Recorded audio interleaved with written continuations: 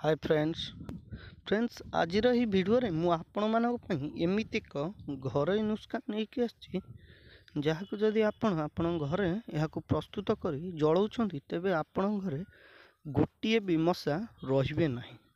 आपण मैंने जानते खरा दिने मशा अधिक मात्रा होता से आपण बजार में मिलुवा मोर्टिन एवं विभिन्न प्रकार कोयल किंबा लिक्विड को आनी मशारू रक्षा पाइबापी आपण जलई था किंतु यह करने द्वारा मशा मरी जाती किंतु आपण घर जदि छोट पिला था ताहले यार प्रभाव छोट पिला ऊपर बहुत मात्रा रे पड़ी थाए।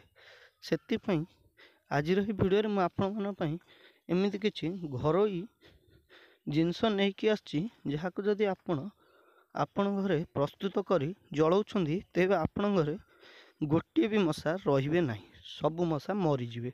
तो फ्रेंड्स चलतु जाना यही उपाय को आपण किपरि आपण घरे प्रस्तुत करी मशा को मारी पारिबे। फ्रेंड्स एथिपाई आपण को आवश्यक पड़िबो कर्पूर, सोरिष तेल, निम्ब तेल, किरोसिनी, बलिता एवं एक माटीर पात्र।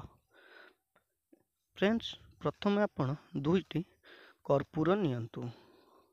यही कर्पूर को भल भाव गुंड करी माटीर पात्र रे रखी दियंतु। यापर एथिरे आपण 2 चम्मच सोरिष तेल मिसांतु। यापर आपण एथिरे गोटे चम्मच किरोसिन तेल एवं गोटे चम्मच लिंबर तेल मिसांतु। यहाँ भल भाव फेंटी दियंतु। आपण जदि चाहिए यार मात्रा मध्य बढ़ी पारिबे। यापर एथिरे एक बलिता रखंतु एवं यह आपण से बलिताटी को जलई दियंतु।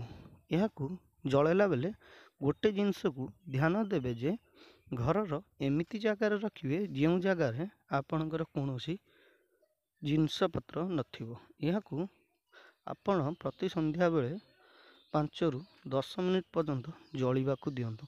आपण जदि यह आपण घरे यही उपाय अप्लाई करूचंती तेबे आपण घरे गोटे भी मशा प्रवेश करिवे नहीं एवं आपणकर पिला सेव रहिबे।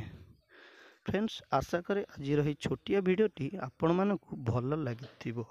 भिडियोटी जदि आपण मानकु भल लागिथाए तेबे भिडियोटी लाइक करिया सहित शेयर मध्य करी आपण आपणक फ्रेंड मानकु जणाई दियंतु।